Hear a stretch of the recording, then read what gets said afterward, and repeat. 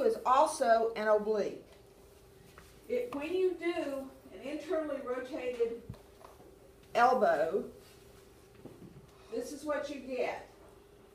This C up here is an oblique elbow. And what you demonstrate on that is the coronoid process. So you're going to see the coronoid process. I've lost my arm. I have an arm. No, I've just lost my mind. Here it is. Here it is. So when you do an oblique elbow and it's medially rotated, you're going to demonstrate this coronoid process. It's going to stick out there.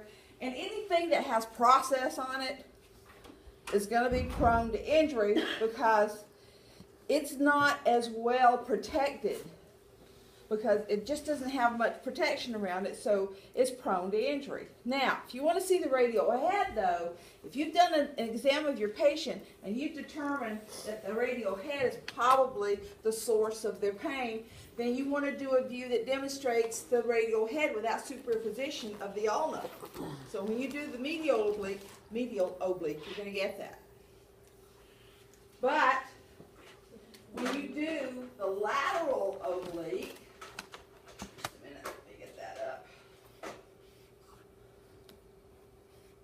there it is. And that's the view that's down in the lower right. The radial head is not superimposed with the ulna. You can see it clearly. So your patient's arm is rotated the opposite direction, and the radial head just pops out there without any superimposition.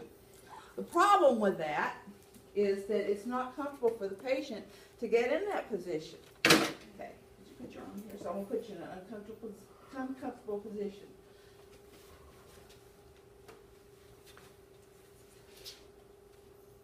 Prepare your space before you get your patient in the space.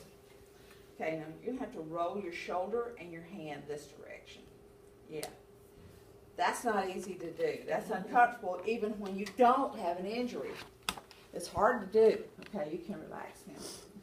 And some people, no matter how far you get them leaning back, they need to sit in a recliner to do this.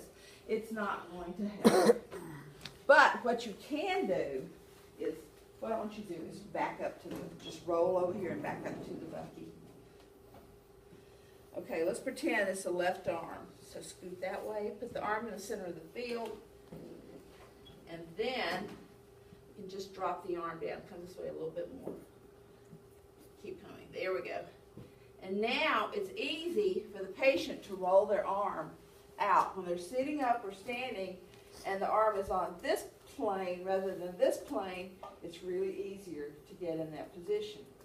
Now the disadvantage of this, of course, and you're not going to find this in a book, this is just giving you a tip because I know it works.